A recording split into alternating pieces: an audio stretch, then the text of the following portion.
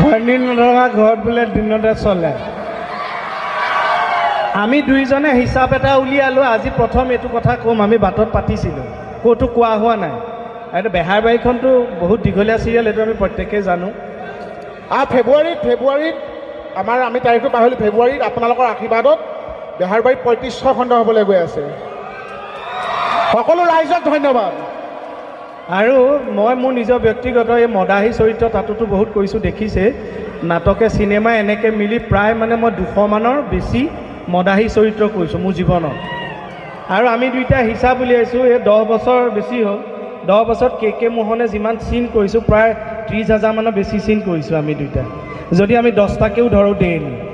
এইটো কেৱল এন্থটো আপোনালোকৰ কাৰণে পাওঁ, কেতিয়াবা বেয়াও হয় জানো, এপিছ'ডবিলাক ইমান দীঘল বস্তু এটা সদায় কেৰি কৰাটো সম্ভৱ নহয়। আমাৰ ৰিয়েল লাইফতো ভাল লগা বেয়া লগা থাকে।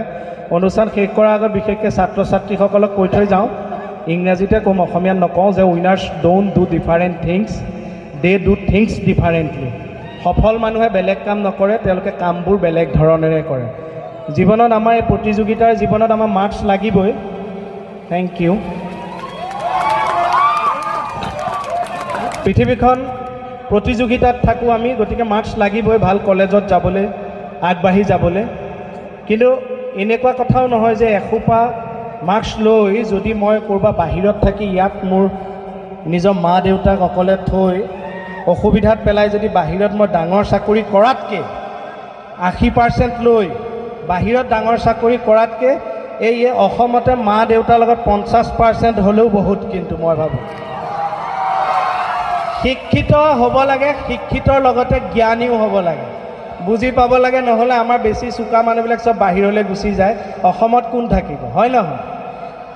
গতিকে সকলোলৈ আমাৰ শুভাশীষ মৰম থাকিবই। আপোনালোক আমাতকৈ বেছি ব্ৰিলিয়েণ্ট, বেছি ভালকৈ জানে। নিজৰ নিজৰ কেৰিয়াৰ, নিজৰ নিজৰ শিক্ষা জীৱন সকলোৰে ভালকৈ চলি যাওক। আৰু সেইটোৱে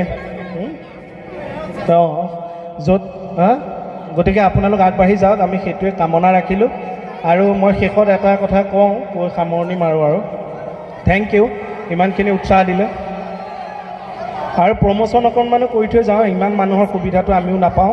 ইয়াতে চিনেমা এখন শ্বুটিং কৰিছিলোঁ গোলাঘাটত, আপোনালোকে জানে, NRC বুলি, নানান পাচনিৰ চিনেমাখন যেতিয়া আহিব আপোনালোকক আমিতো জনামেই, আশা কৰোঁ আপোনালোকে চাব NRC।